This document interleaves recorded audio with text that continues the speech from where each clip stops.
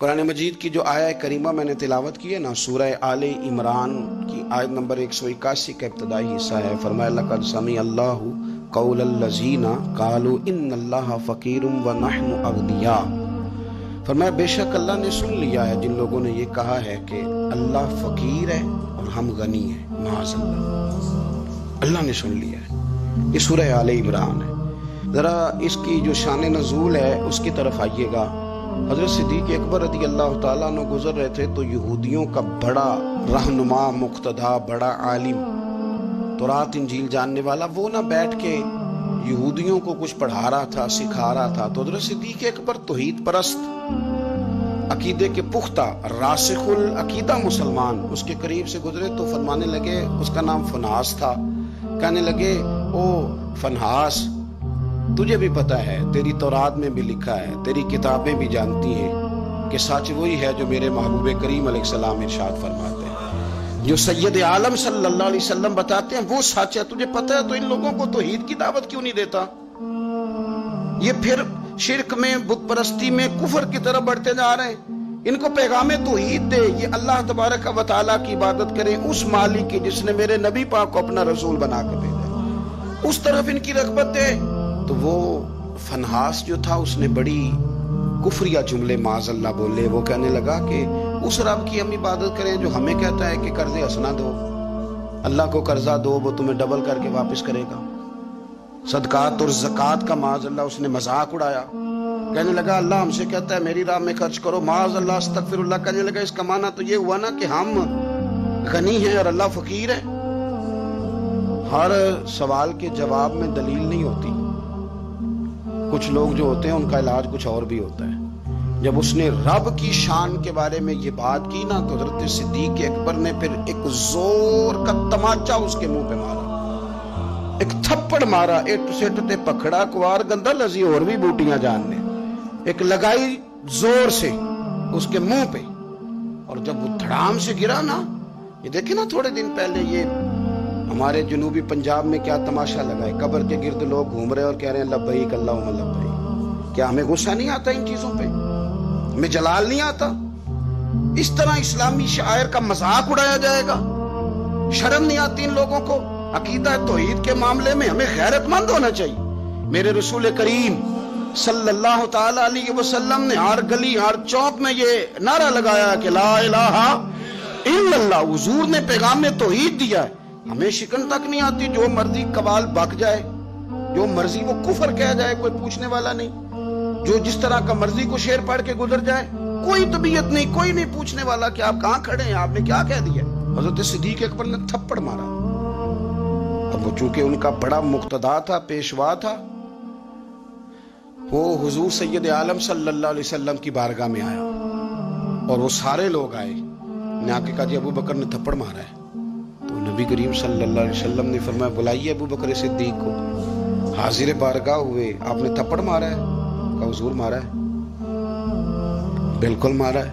کیوں مارا ہے؟ یا رسول اللہ صلی اللہ علیہ وسلم اس نے یہ کہا تھا معاذ اللہ کہ اللہ فقیر ہے ہم غنی ہیں، میرے رب کریم کی شان کے بارے میں یہ اس نے جملے بولے تو میں نے مارا تھپڑ۔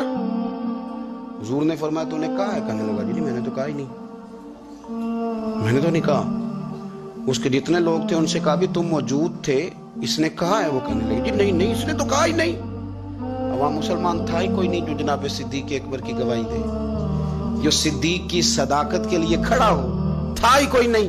جب وہ سارے کہنے لگے جی نہیں کہا ہی نہیں، یہ معاذ اللہ غلط کہہ رہے ہیں، کہا ہی نہیں، جب وہ سارے مکر گئے تو رب کریم کے قرآن نے بولنا شروع کر دیا۔ یہودی مکر گئے اور جناب صدیق اکبر کی گواہی جب بندوں میں سے کوئی دینے والا نہ رہا تو مالک نے فرمایا میں جو گواہ ہوں ابو بکر صدیق، میں جو گواہ ہوں، لقد سمع اللہ قول الذین قالوا ان اللہ فقیر ونحن اغنیاء۔ فرمایا کسی مسلمان نے سنا یا نہیں سنا، اللہ نے سن لیا ہے، اللہ نے سنا ہے اس کے قول کو جس نے کہا کہ اللہ فقیر ہے اور ہم غنی ہیں۔ قربان جائیں اس شخص کی عظمت کا کیا کہنا جس کی گواہیاں میرا رب کریم عطا فرمائے۔ وہ اتنے بڑے آدمی بیاں ہو کس زبان سے مرتبہ صدیق اکبر کا کہ محبوب خدا محبوب ہے صدیق اکبر۔ इतनी बड़ी शख्सियत। रब ने फरमाया कि किसी मोमिन ने सुना नहीं सुना, अल्लाह ने तो सुना है ना, अल्लाह ने सुन लिया, इन्होंने कहा है। गोया मालिक ने फरमाया ये सारे झूठे हैं, मेरे महबूब का सिद्दीक सच्चा है, ये सच्चे हैं जनाब सिद्दीक अकबर। और फिर ये आयत हमें ले गई फिर वो गारे सौर में, वो गारे सौर में जहां काफिर आ गए थे ना बिल्कुल गार के दरवाजे पे, और दरमियान में दीवार कौन सी थी, मकड़ी का जाला, कबूतरी के अंडे। जनाब सिद्दीक अकबर घबराए, अपने लिए नहीं, मदीने वाले महबूब के लिए। या रसूलल्लाह ये तो आ गए हैं, अगर इन्होंने झुक के पैरों की जानिब से देखा तो तकलीफ पहुंचाएंगे। हुजूर ने फरमाया ला तहज़न, पढ़िए ना सूरह तौबा, ला तहज़न, तू गम ना कर। हुजूर ना गम करूं, फरमाया ना कर, कोई फौज नहीं, कोई अंदर असला नहीं, कोई बारूद नहीं, लेकिन तू गम न कर। इसलिए ना कर कि इन्नल्लाह माना, अल्लाह हमारे साथ है। जिनके साथ अल्लाह हो उन्हें गम नहीं होता। मुझे किसी शख्स ने कहा कि किसी को वली देखना हो तो अलामत क्या है? मैंने कहा वली को गम होता है पर अल्लाह रसूल का, अपनी आखिरत का।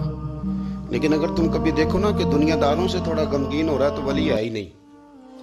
अगर वो ये देख रहे हैं ना बंदे ना इधर उधर हो जाएं, तो वली की तो अलामत ये है कि अला इन्ना औलिया अल्लाह ला खौफुन अलैहिम वला हुम यहज़नून, उन्हें कोई गम और खौफ। तो ये तो कुरान ने बयान किया है कि वो खौफ ज़दा करे जिसने जो करना है, वो खौफ ज़दा क्यों? कि औलिया अल्लाह के दोस्त हैं, अल्लाह का दोस्त बंदों का गम रखता नहीं। हजरत सिद्दीक अकबर रज़ी अल्लाह ताला अन्हु वो हस्ती हैं कि जिनकी गवाहियां मेरा रब करीम इरशाद फरमाता है। फिर आप गौर करें इस बात पर, यहां से जो बात साबित होती है वो ये है कि सच बोल दें, सच्चे बन जाएं, सच के लिए खड़े हो जाएं। बंदा कोई मदद के लिए आए ना आए, रब जरूर मदद फरमाएगा, वो अपने कर्म से मददगार बनेगा। सच के लिए खड़े हो। आपने जिंदगी में ये नहीं देखना कि आपके पीछे लोग कितने चल रहे हैं, देखना ये है कि हम जिस रास्ते पे हैं वो रास्ता सच्चे लोगों का है, वो अंदाज ठीक है, हमारी सोचों ने जो जाविया बनाया वो सच वाला है, वो इखलास वाला है। अगर आप लिल्लाहियत वाले हैं तो चलते रहें, चलते रहें, चलते रहें। घोड़ा जब दौड़ता है ना तो कभी कभी झाड़ियां भी उसके पैरों पे आ ही जाती हैं, लेकिन शर्त यह है कि वो दौड़ता रहे, मंजिल उसकी ठीक हो, दौड़ता रहे। वो अगर झाड़ियां कभी पैरों को लग जाएंगी तो फिर उतर भी जाएंगी, लेकिन उसका काम यह है कि वो दौड़े, चलते रहें और हक को ना छोड़े।